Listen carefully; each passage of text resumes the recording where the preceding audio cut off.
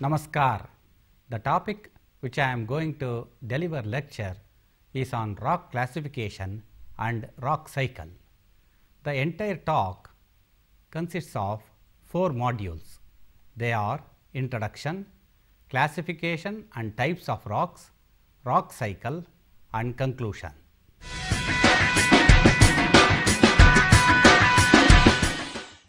Earth's crust is made up of rocks. Rock is defined as aggregates of common minerals. Rocks have been an integral part of the history of mankind, first being used as tools for hunting and defense, and as a building materials to construct shelters and monuments. Rocks can be hard or soft, as small as a grain or as large as a hillock. Combined with the effects of tectonics, weathering and vegetation, rocks define the natural landscapes we see around us. The minerals and metals we find in rocks are essential to the prosperity and cultural splendor of human civilization. There are many kinds of rock and they can be classified in a number of ways. However, geologists classify rocks based on how the rocks were formed. The 3 classes are igneous rocks, formed directly from liquid rock, metamorphic rocks formed by direct alteration of existing rocks, and sedimentary rocks formed by eroded materials from other rocks. The crust of the earth, however, is said to have been formed first due to the solidification of the uppermost layer of the molten planet. It may be stated, therefore, that the first formed crust of the earth was obviously the product of consolidation of the molten silicates, that is magma, and these may accordingly be described as the igneous rocks. Such rocks are also known as primary rocks, since these were the first formed rocks on the surface of the earth. The word igneous in Latin word meaning fire, and the rocks are called igneous rocks. Rocks formed from material derived from pre-existing rocks by processes of denudation together with material of organic origin or sedimentary rocks. Natural agencies like blowing wind, running water, percolating underground water, glaciers in motion, etc. are in ceaseless operation, causing continuous wear and tear of the rocks exposed to their fury. The products of such decay are subjected under favorable conditions to sedimentation and subsequent compaction. The resulting rock masses thus formed under ordinary pressure temperature conditions are known as the sedimentary rocks or secondary rocks. Some of the most common rocks of this type are sandstone, limestone, laterite, coal, etc. The sedimentary rocks are of widespread occurrence upon the surface of the globe. The word metamorphism comes from the Greek language. Meta means change, morph means form. So, metamorphism means to change form. Metamorphic rocks are formed by the transformation of pre-existing rocks under the influence of high temperatures and pressures and chemically.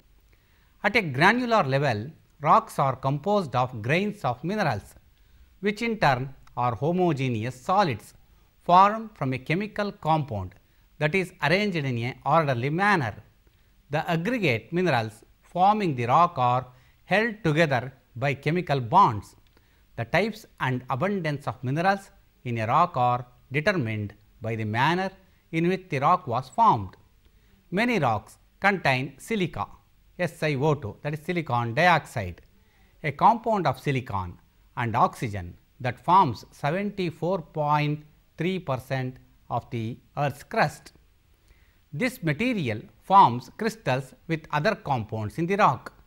The proportion of silica in rocks and minerals is a major factor in determining their name and properties. Rocks are geologically classified according to characteristics such as mineral and chemical composition, permeability, the texture of the constituent particles and particle size. These physical properties are the end result of the processes that form the rocks. Over the course of time, rocks can transform from one type into another, as described by the geological model called the rock cycle. These events produce three general classes of rock: igneous, sedimentary and metamorphic. The three classes of rocks are subdivided into many groups. However, there are no hard and fast boundaries between allied rocks. By increase or decrease in the proportions of their constituent minerals, they pass by every gradation into one another. The distinctive structures also of one kind of rock may often be traced, gradually merging into those of another.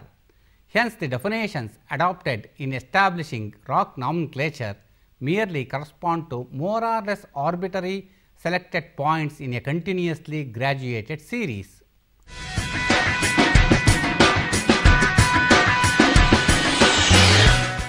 Classification and types of rocks.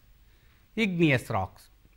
Igneous rock, derived from the Latin word igneus, meaning the fire, forms through the cooling and solidification of magma or lava. This magma can be derived from partial melts of pre-existing rocks in either a planet's mantle or crust.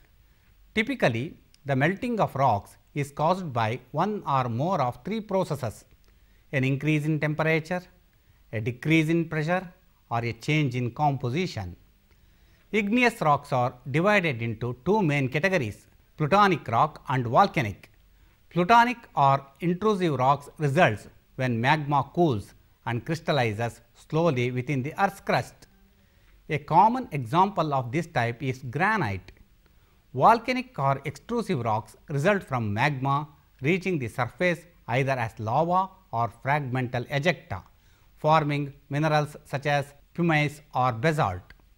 The chemical abundance and the rate of cooling of magma typically forms a sequence known as Bowen's reaction series, after the Canadian petrologist Norman L. Bowen. Most major igneous rocks are found along this scale. About 64.7% of the Earth's crust by volume consists of igneous rocks, making it the most plentiful category. Of these, 66% are basalts and gabbros, 16% are granite and 17% granodiorites and diorites. Only 0.6% are syenites and 0.3% are peridotites and dunites. The oceanic crust is 99% basalt, which is an igneous rock of mafic composition. Granites and similar rocks known as metagranitoids form much of the continental crust. Over 700 types of igneous rocks have been described, most of them having formed beneath the surface of Earth's crust. These have diverse properties depending on their composition and how they were formed. Rocks formed on the surface from lava are called volcanic rocks. Those which are formed by crystallization of magma below the Earth's surface at greater depths are called plutonic rocks, while those at intermediate depths are called as hypabyzal rocks. Igneous rocks are classified based on texture, field relations, chemical composition and textural and mineralogical criteria. Number 1. Based on texture, igneous rocks are classified into phaneritic igneous rocks. These rocks are with mineral grains that are large enough to be identified by eye, slowly cooled intrusive rocks. Aphanitic, rocks with grain too small to be identified by eye, rapidly solidified extruded magma and marginal facies of shallow intrusions constitute the aphanitic rocks. Porphyritic, these rocks are bimodal grain size distribution, and glassy, no crystals are formed. The next criteria is based on field relations. The igneous rocks are classified as extrusive forms of igneous rocks and intrusive forms of igneous rocks. Lava flows constitute the extrusive forms of igneous rocks and come upon the surface and spread themselves in the form of sheets. They therefore follow approximately the trends of the surface topography and are commonly more or less of horizontal altitude, unless of course they are subjected to subsequent geological disturbances. A volcano is a vent or fissure in the earth's crust through which molten lava, hot gases, that is volatiles, solid rock debris, that is pyroclasts, escape to the surface on land or under the sea. Volcanoes are classified as fissure type and central type. In the fissure type of volcano, the lava flows out through linear cracks or fissures which extend deep into the earth's crust. The lava is usually mobile and spreads out over vast areas in the form of lava sheets or flows. Central type of eruptions occur through a vent, a pipe-like opening, and the shapes, landforms of the volcanoes are controlled by the viscosity and amount of lava which erupts from time to time. Intrusive forms of igneous rocks. Magma during its ascent from the upper mantle may occupy spaces and openings of various shapes and sizes at different depths in the subsurface, resulting in intrusive forms of igneous rocks. Forms of intrusive igneous rocks are termed as concordant when the rocks penetrate along and remain parallel to the structure of the rock that is intruded. The term discordant is used to describe igneous rocks that cut across the structures like bedding planes of the surrounding rock. Discordant intrusive igneous rocks occur as dikes, volcanic necks, batholiths, stalks and bosses, whereas concordant intrusive igneous rocks occur as sills, batholiths, stalks, bosses, laccolith, lopoliths and pacholiths. Dikes are discordant tabular shaped igneous intrusions. When exposed, they exhibit thicknesses varying from a few inches or centimeters to even 100 meters or more. Thickness rarely exceeds 50 meters. Sills are similar to dikes, except that they are concordant and often have a horizontal or near horizontal disposition. Otherwise, in dimensions, they are similar to dikes and often occur in combination with dikes. Laccoliths are concordant igneous bodies with their lower surface flat and upper surface arched in the form of a dome. Such bodies are naturally formed due to accumulation of viscous magma underneath the rocks occurring upon the surface. Lopoliths are concordant igneous bodies with their shape more or less similar to that of a saucer. That is, the central portion of the mass is thicker while it thins out towards the periphery, and are produced due to the collapse of the rock beds in any region and consequent uprise of the magma through the collapsing layers. Pacholiths are in a similar manner concordant igneous bodies more or less crescentric in shape, occurring along the crests and troughs of the folds of the country rocks. These produced due to the accumulation of igneous materials along the crests and troughs of folds, since these are the zones of minimum stresses in the folded region, while the limbs on either side are necessarily subjected to a greater amount of stress. Volcanic necks are igneous masses that fill up the vents of ancient volcanoes. They may completely occupy the cylindrical channel or may be intrusive around. Batholiths are discordant rock bodies of extremely large size, so much so that their exposures upon the surface are expressed in terms of tens or even hundreds of miles. They are of extremely irregular outline and appear to widen gradually with increasing depth. Batholiths of comparatively smaller dimensions are described as stalks, and stalks of circular outline are known as bosses. The third criteria for the classification of the igneous rocks are based on chemical composition, that is based on the percentage of silica, that is percentage of SiO2. The igneous rocks are classified as more than 66% SiO2. The rocks are felsic. The examples are granite or rhyolite. Between 52 to 66% of SiO2, the rocks are intermediate. The examples are diorite or andesite. 45 to 52% of SiO2, the rocks are mafic in nature. Example, gabbro or basalt. Less than 45% of SiO2, the rocks are ultramafic. For example, peridotite, dunite or komatiite. Based on silica versus alkaline elements, that is SiO2 versus Na2O plus K2O, the igneous rocks are classified as calcic igneous rocks, calc-alkalic igneous rock, alkali calcic igneous rocks or alkalic igneous rocks. Based on the aluminum saturation, that is Al2O3 versus Na2O plus K2O plus CaO values, igneous rocks are classified as peraluminous igneous rocks and meta-aluminous igneous rocks. Next is sedimentary rocks. Sedimentary rocks are formed by sedimentation of particles at or near the earth's surface and within the bodies of water.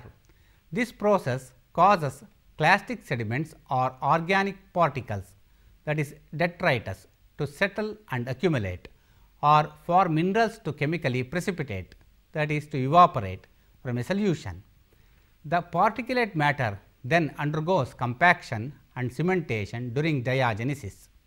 Before being deposited, sediment was formed by weathering and erosion in a source area and then transported to the place of deposition by water, wind, ice, mass movement or glaciers, which are called agents of denudation. Mud rocks comprise 65%, that is mudstone, shale and siltstone. Sandstones 20 to 25% and carbonate rocks 10 to 15% of limestone and dolestone. About 7.9% of the crust by volume is composed of sedimentary rocks, with 82% of those being shales, while the remainder consists of limestone, that is 6%, sandstone and arkoses constitute 12%. Types of sedimentary rocks. Depending upon their mode and mechanism of accumulation and consolidation, sedimentary rocks are classified into two main groups. They are clastic rocks formed from fragments of other rocks and chemical rocks and biochemical rocks. Now, let us discuss one by one. Clastic sedimentary rocks. Clastic rocks constitute particles of pre-existing rocks and minerals. These particles may have originally been from igneous rocks, metamorphic rocks or even other sedimentary rocks.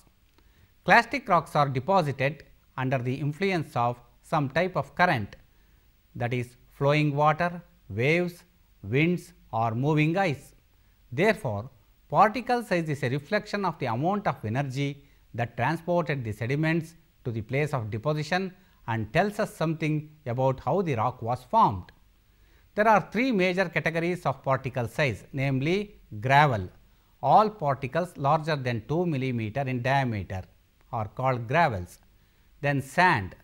Particles smaller than 2 millimeter but larger than 0.0625 millimeter are called sand, and mud. Particles smaller than 0.0625 mm are called mud. Chemical sedimentary rocks. Chemical sedimentary rocks are deposited from aqueous solutions and precipitation may be caused by chemical or biochemical processes.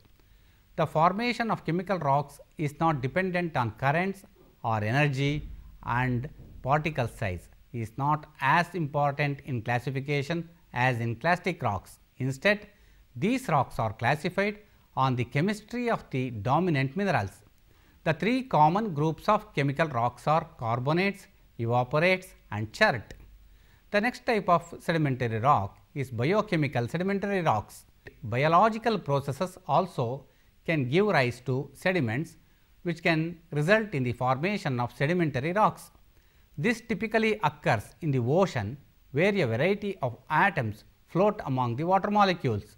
Ions such as calcium, magnesium and potassium, along with trace elements like silicon, fluorine, iron and phosphorus, are used by marine organisms to form their hardened soft tissues.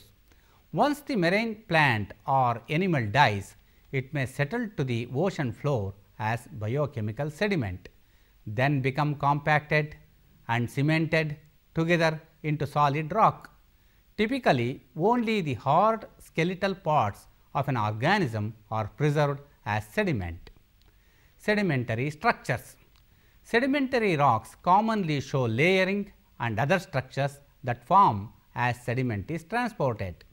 The most important sedimentary structures are stratification, cross-bedding, graded bedding, ripple marks, and mud cracks. Primary sedimentary structures provide key information about the conditions under which the sediments accumulated. The next type of rocks is the metamorphic rocks. Metamorphic rocks are formed by subjecting any rock type, whether a sedimentary rock or igneous rock or another older metamorphic rock, to different temperature and pressure conditions than those in which the original rock was formed. This process is called metamorphism, meaning to change in form. The result is a profound change in physical properties and chemistry of the stone. The original rock, known as the protolith, transforms into other mineral types or else into other forms of the same minerals, such as by recrystallization. The temperatures and pressures required for this process are always higher than those found at the earth's surface. Temperatures greater than 150 to 200 degrees centigrade and pressures of 1500 bars. Metamorphic rocks compose 27.4% of the crust by volume. The three major classes of metamorphic rocks are based upon the formation mechanism. An intrusion of magma that heats the surrounding rock causes contact metamorphism, a temperature dominated transformation. Pressure metamorphism occurs when sediments are buried deep under the ground. Pressure is dominant and temperature plays a smaller role. This is termed as boreal metamorphism, where both heat and pressure may play a role. The mechanism is termed as regional metamorphism. This is typically found in mountain building regions. Depending on the structure, metamorphic rocks are divided into two general categories. Those that possesses a texture are referred to as foliated. The remainder are termed non-foliated. The name of the rock is then determined based on the types of minerals present. Schists are foliated rocks that are primarily composed of laminar minerals such as micas. A gneiss has visible bands of differing lightness, with a common example being the granite gneiss. Other varieties of foliated rocks include slates, phyllites, and myelinite. Familiar examples of non-foliated metamorphic rocks include marble, soapstone, quartzite, and serpentine. This branch contains quartzite, a metamorphosed form of sandstone, and hornfels. Agents of metamorphism. Metamorphism is the mineralogical, textural, structural adjustment in the solid state of the pre-existing rock due to the change in physical and chemical conditions. This process leads to transformation of existing rocks due to recrystallization of pre-existing rocks. This transformation occurs due to marked changes in the physical nature of the surroundings, such as temperature, pressure, etc. The changes takes place in the solid state. New minerals grow out of old, and the texture entirely different from those of the original rocks may be produced. These changes are aided by the presence of solvents such as fluids contained in the pores. Metamorphism is mainly due to the operation of three agents. Number 1, the chemical activity of the liquids and gases within the rocks, the temperature and the pressure. Types of metamorphism. Metamorphism is broadly classified into contact or thermal metamorphism and regional metamorphism. Contact or thermal metamorphism occurs adjacent to igneous intrusions and results from high temperatures associated with the igneous intrusion. The rock produced is often a fine grained rock and that shows no foliation, and such rocks are called as hornfels. Regional metamorphism occurs over large areas and generally does not show any relationship to igneous bodies. Most regional metamorphism is accompanied by deformation under non-hydrostatic or differential stress conditions. Thus, regional metamorphism usually results in forming metamorphic rocks that are strongly foliated, such as slates, schists and gneisses. Texture of metamorphic rocks. The fabric of metamorphic rocks is a result of mechanical deformation and mineralogical reconstitution of the pre-existing rocks. Texture is a term that describes the size, shape and orientation of the grains constituting a rock, as well as the relationship between these grains. Metamorphic textures can be grouped into three main groups. A. Relict textures. They are also called as palimpsest textures, or textures inherited from the original rock type and which have survived metamorphism. B. Typomorphic textures, textures characteristics of metamorphism. C. Superimposed textures, textures characteristic of a post-metamorphic event, example alteration, weathering, etc. Like most earth materials, rocks are created and destroyed in cycles. The rock cycle is a model that describes the formation, breakdown and reformation of a rock as a result of sedimentary, igneous and metamorphic processes. All rocks are made up of minerals. A rock is any naturally formed, non-living form and coherent aggregate mass of solid matter that constitutes part of a planet. Igneous rocks form in two very different environments. All igneous rocks start out as melted rock called magma and then crystallize or freeze. Bowen's reaction series is a proposed sequence of mineral crystallization from basaltic magma.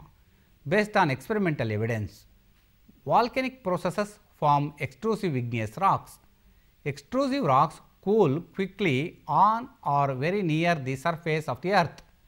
Fast cooling makes crystals too small to see without some kind of magnifier.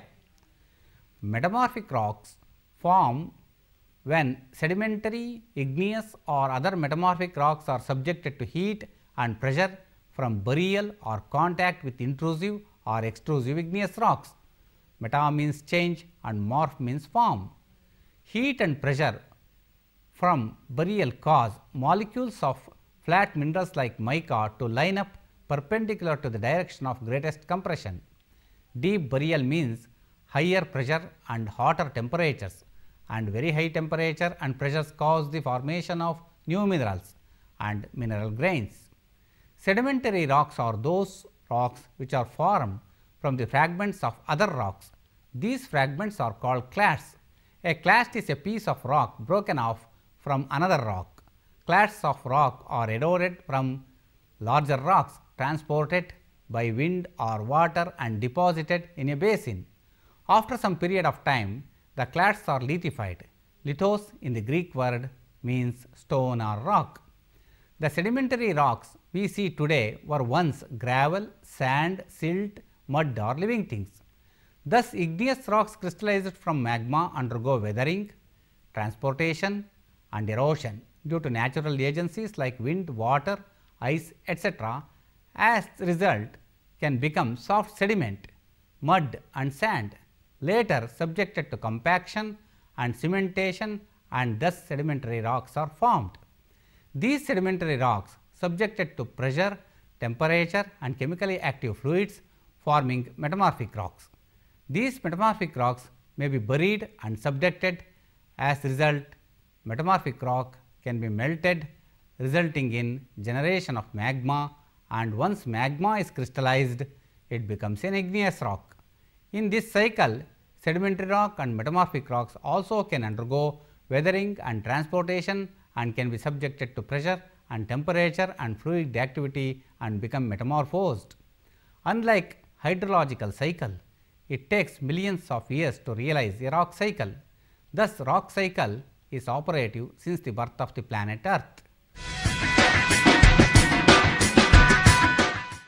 Igneous rocks are the products of natural cycle of events.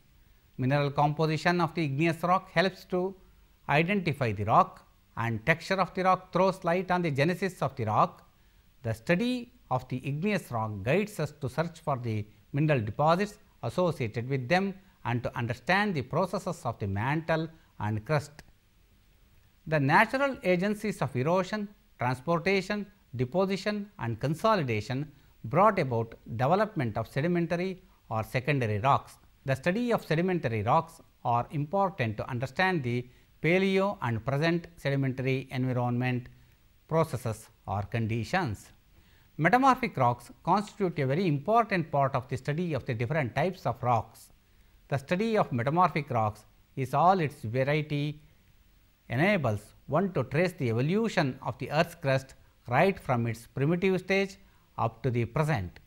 The chemistry of the metamorphosed sedimentary rocks reveals their parentage. The mineral assemblage of metamorphic rocks present a fossilized record of the pressure temperature regimes that prevailed in different parts of the crust at different times in the past. The rock cycle is a model that describes the formation, breakdown and reformation of a rock, and the same can be realized over a longer period of time in the geological time scale. Thank you.